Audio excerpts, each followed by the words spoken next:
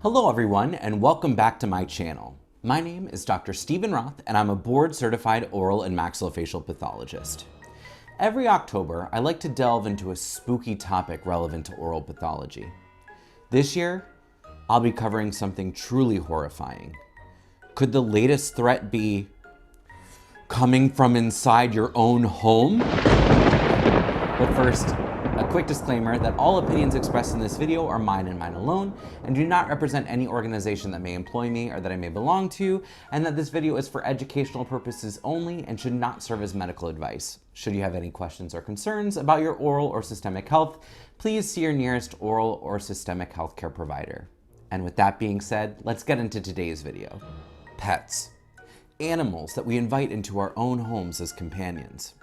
While pets can provide a lot of health benefits, including decreasing our cortisol or stress hormone levels and decreasing levels of depression, could they also be trying to kill us? Well, not really, but there are some diseases associated with our furry friends that are important for us to know about. We'll be covering a few of these diseases from some of the most popular pets that you may have in your own home. First, for our rabbit owners, you have to worry about Tularemia.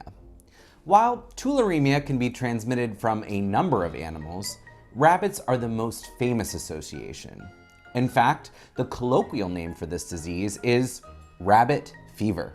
It's caused by the gram-negative coccobacillus Francisella tularensis. It is a potentially fatal disease that's been reported in all United States except Hawaii.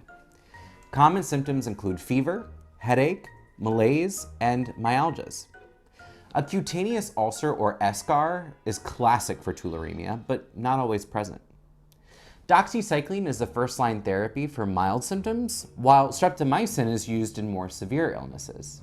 Since tularemia is highly infectious and requires only a small amount of bacteria to transmit the disease, and the fact that it can also be fatal, it's considered a potential biologic weapon. Who knew Peter Cottontail could be so maniacal? What about our mouse parents? Well, you can stay up at night worrying about the Hantavirus. Hantaviruses are a group of enveloped RNA viruses, each carried by a specific rodent species. These viruses cause two clinical syndromes in humans, either hemorrhagic fever with renal syndrome, or HFRS, which involves the kidney, and hantavirus cardiopulmonary syndrome, or HCPS, which involves the heart and the lungs. Currently, there's no specific effective antiviral treatment available for hantavirus infections, which makes them even more terrifying. Think you're safe with a parrot? Well, think again. You have psittacosis to worry about. Psittacosis is caused by the bacterium Chlamydia psittaci. The bacteria can be found in the feces and nasal discharges of infected birds, and humans typically contract the disease through inhalation of aerosolized particles from these sources. Gross. Psittacosis often presents as a flu-like illness with symptoms including fever, chills, headache, muscle aches, and a dry cough. In some cases, the disease can progress to atypical pneumonia, which may require hospitalizations and can be severe, especially in older adults.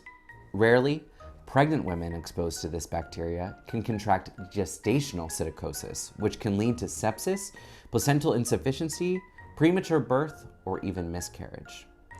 Therefore, it's recommended that pregnant women avoid close contact with potentially infected animals. The treatment of choice for psittacosis is also doxycycline. Obviously, fish are safe, right? It's not like you actively pet or touch them. Well, wrong. Fish owners are at risk for Mycobacterium marinum. Mycobacterium marinum is a slow-growing bacteria that is found in aquatic environments, including both fresh and salt water, particularly in still or stagnant water, such as in fish tanks. In humans, M. marinum primarily causes chronic granulomatous soft tissue infections involving the skin and bone, known as fish tank granulomas. They can also be called swimming pool granulomas, but for the purpose of this video, fish tank granulomas. The lesions usually appear as papules, especially on the elbows, knees, feet, and hands, progressing subsequently to shallow ulceration and eventually scarring. Most lesions are solitary, although occasional multifocal lesions are observed. Clinical involvement of the regional lymph nodes is uncommon but can occur.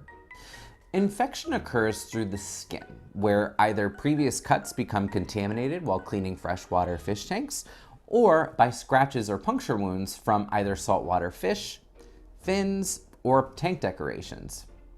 Antibiotics, including those used to treat its relative, Mycobacterium tuberculosis, are used for treatment. And I saved the best for last. I'll try to reserve my bias as a dog person, but I'll actually cover two diseases that your cat can give you: Toxoplasmosis and cat scratch fever. Toxoplasmosis is caused by the parasite protozoan Toxoplasma gondii. Immunocompetent individuals with an intact immune system often have no symptoms, though some patients may present with cervical lymphadenopathy or ocular disease. However, in immunocompromised patients, reactivation can lead to life-threatening encephalitis or inflammation of the brain. Toxoplasmosis is especially of concern during pregnancy. Primary infection during pregnancy can cause severe damage to the fetus, including fetal ocular infection, cranial and neurologic deformities, stillbirth, and miscarriage. This is why it's recommended that pregnant women shouldn't clean their cat's litter boxes. Fortunately, this protozoan can be treated with a combination of antiparasitic agents. Cat scratch fever is caused by the bacterium Bartonella henselae.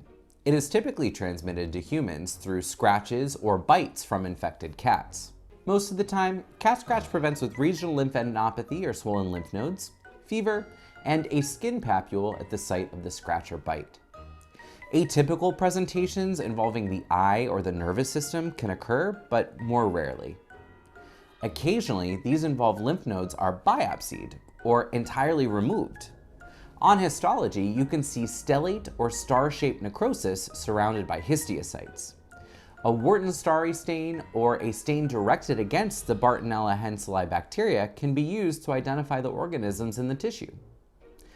Fortunately, cat scratch is usually self-limiting, though occasionally azithromycin is prescribed.